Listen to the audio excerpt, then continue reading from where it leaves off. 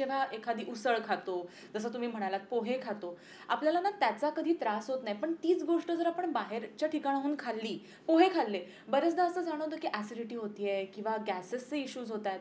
हा काय फरक आहे म्हणजे? कारण जेव्हा तुम्ही ते पोहे खात असता हा. तेव्हा त्याच्यामध्ये जे काही प्रमाण टाकलेलं असतं जे घरी टाकतो, म्हणजे जेव्हा तुम्ही फक्त साधी एकच गोष्टीने पोह्यांची ऍसिडिटी कशी जाते हे हा, बघा. हा. जेव्हा तुम्ही मिरची घालता की नाही, बरोबर. फोडणीला मिरची घालता, तेव्हा आपल्याकडे अशी सवय आहे की आपण ती मिरची अशी तळू देतो मस्त, बरोबर.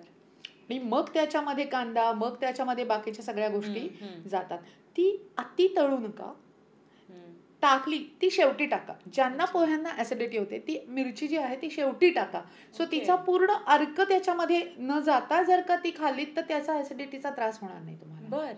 त्याच्यामध्ये मटार घातलात, गाजर घातलं तुम्ही, तर ऍसिडिटीचा त्रास होणार नाही, कारण फायबर कंटेंट वाढतंय तुमचं त्याच्यामध्ये. सो अशा मेघ तुम्हाला पारंपरिक गोष्टींना आधुनिकतेचा तडका असं जे म्हटलं की तुम्हाला त्याचा त्रास होणार नाही.